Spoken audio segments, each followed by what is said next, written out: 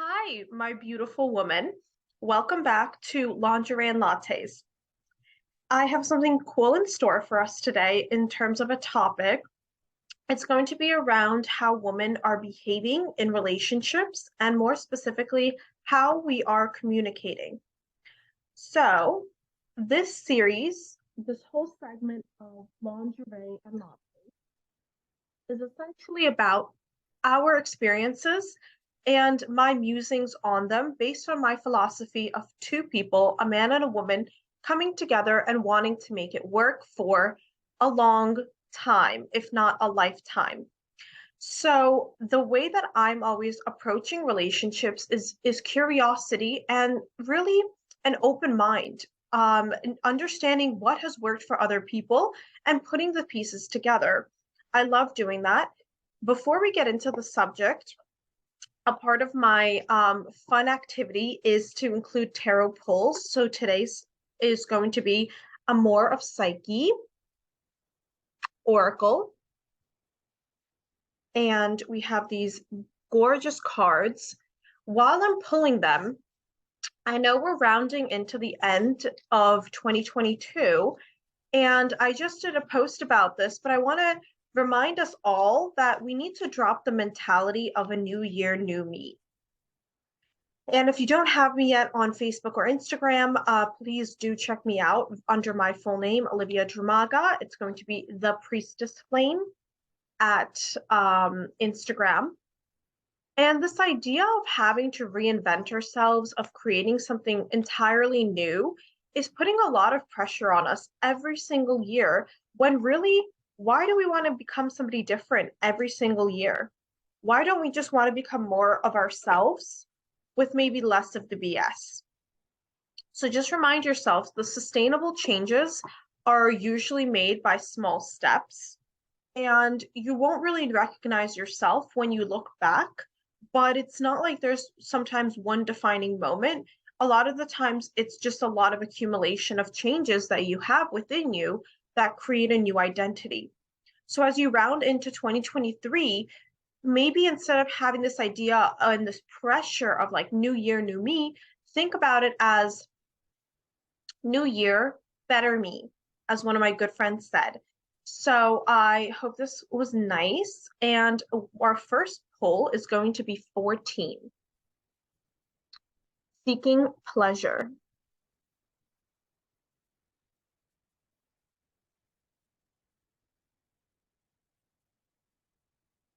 All right, let's see what this tells us.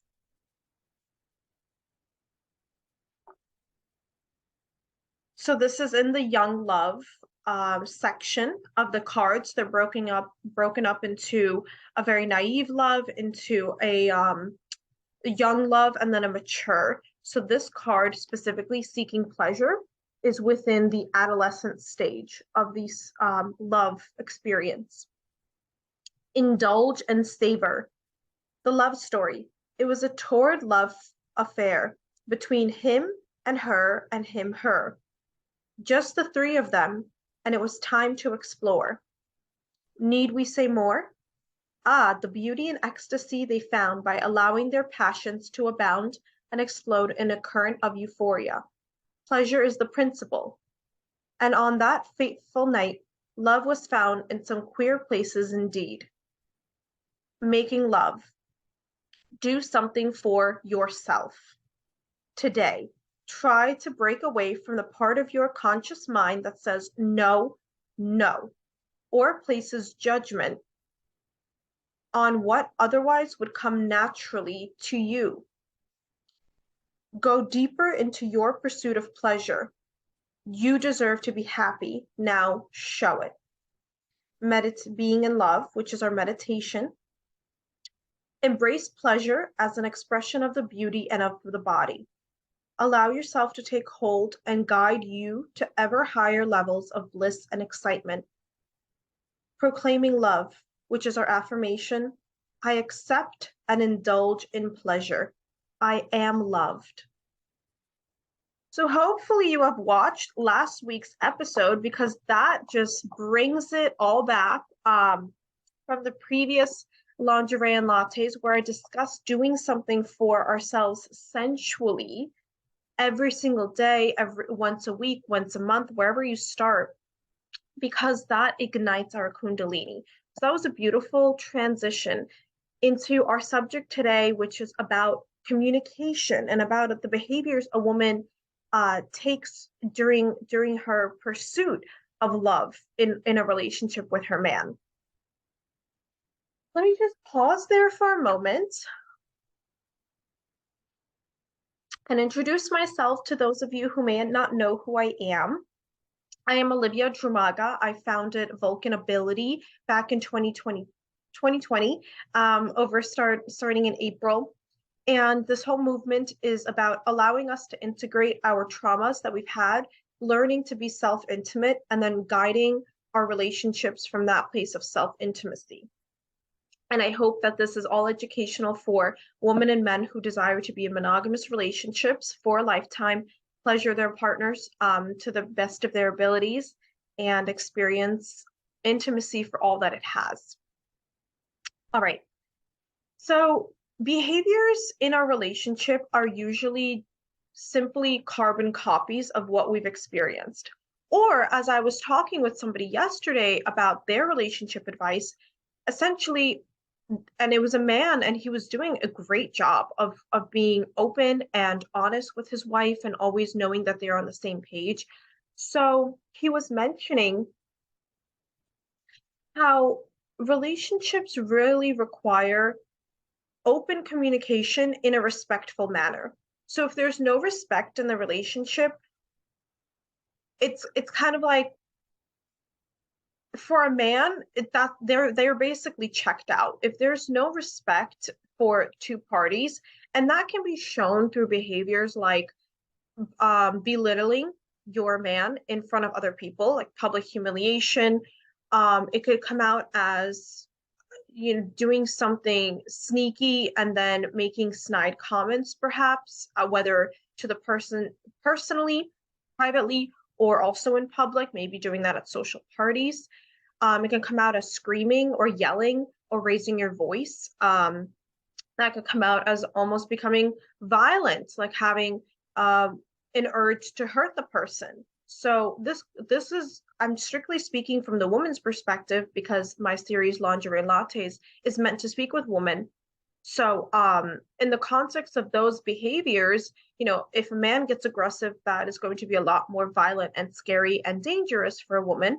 However, women are having now tendencies to feel comfortable expressing rage in their relationships and expressing rage with other people. So we've come to this place where, there's a lot of yelling from both sides, or one person starts shouting, the other person checks out because they don't feel respected. And you simply, you increase the distance. You're driving a wedge between the two people when really all you guys want is to be on the same page. If you're in a healthy relationship, to me, the idea of the underlying, like the bedrock, I think I would best use that metaphor, is a sense of like, okay, like I want to do life with you. Like, let's figure this out. Whatever we have between us, whatever like isn't working or is muddying the waters, and let's clear them out. Let's have this beautiful stream without the turbulence. So if we are both coming from that perspective, women are able to assess their behaviors as, what do I do in relationships that isn't great? What am I doing that's probably driving away my partner versus opening up the doors to communication? And again, this is something we dive deep into in the Vulcan Ability Academy, which I will be opening up the waitlist for soon. So if you are interested in learning how to build a relationship with your man for a lifetime based on positive behaviors versus things that we are emulating, this might be something you should consider. So when we recognize how did the adults in our life, when they were taking care of us, behave towards each other, that gives us a huge mirror to what we are probably doing right now. To give an example, if someone grows up in a household where the main form of communication is shouting, they're going to internalize that and believe that their expression of love or expression of vulnerability is through shouting. So they will, they're going to, it's kind of like downloading a file into the body, into the system, the esoteric system, and then, going around your life, finding a partner, and then that downloaded file, it's like activated, when you're feeling that sort of emotion, you're feeling that rage, you're feeling hurt by the other person in a similar situation where you witnessed that as a child, which could not even be accurate. This is something that my shaman, who I do shadow work with, is very prominent in telling me that kids are always good observers, but I forgot the other term, but they don't calculate situations well. They don't assess well. So they might notice every detail of what's happening, but they might interpret it completely misguided. But that misinterpretation never gets cleared up because most of the people don't do inner work on themselves. So we could never backtrack it that, hey, when you witness as a 3-year-old your parents yelling at each other, you think it's probably because you'd asked for that toy in the store, when really their problems have nothing to do with you or that situation specifically that may have triggered the shouting. But I promise you that one toy that you wanted is not the cause of that angst and that shouting argument that's happening. So this whole point is to say, let's review the behaviors that we have witnessed as young children in adults who we saw in relationships. And then we have to do another assessment of how do we act now? What are some behaviors that you can admit to that you're not proud of, that you are saying or doing or engaging in, that are maybe losing respect in your relationship for your partner? Maybe you're losing respect for yourself because you told yourself you'd never be this way, but now in the heat of the moment, you're acting in a way that's probably a little bit immature. An inner child is having a tantrum, and that expresses itself as an adult, doing the best that they can based on everything that they have witnessed.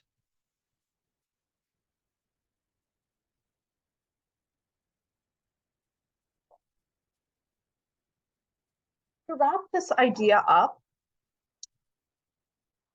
I think one of some of the few massive behavioral issues that I've noticed within relationships coming from women is one, a sense of nagging all the time. This comes from an idea, a convoluted idea that you control your man, you train your man, and all these things. So nagging is literally the ultimate issue that I notice from women, whether it be to the man directly, always just mentioning something is doing wrong, always just following up on things that you find as pet peeves, but you can't fix within yourself. So you just take it out on the other person.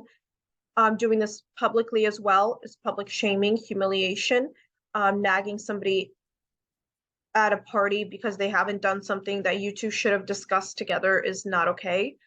2 is definitely going to be the shouting. And I will say I had a bigger tendency to do this than my partner. And again, this is why I was able to start noticing my behaviors like, well, why does he not think it's normal to shout when I'm getting upset, And then you can start asking yourself these questions like, why do I find it normal to immediately go to shouting and raising my voice? Like, I must have seen something, I must have internalized the situation that showed me that that's how I'm supposed to communicate my feelings. So recognizing that, recognizing the shouting, nagging, shouting. The third one I would say is hiding things from her partner. That's something I notice all the time. Women have this idea that men are somehow stupid and they think that they can always like con them, trick them, leave them out of the equation, and they won't figure it out. I think it's extremely disrespectful to the whole male species, I would say. Men are very intelligent. They can figure things out. They're kind of doing it graciously to act as if they don't see you, stealing their credit card, sending packages home that they don't know about. When stuff accumulates in the house, it's kind of self-evident. So this idea of like not even ignorance, but taking men as stupid and mindless, and taking advantage of that, acting as if they're dumb and hiding things. Hiding yourself from your partner is a huge sign that you need to do this work. All right. Excuse me. I think, all right.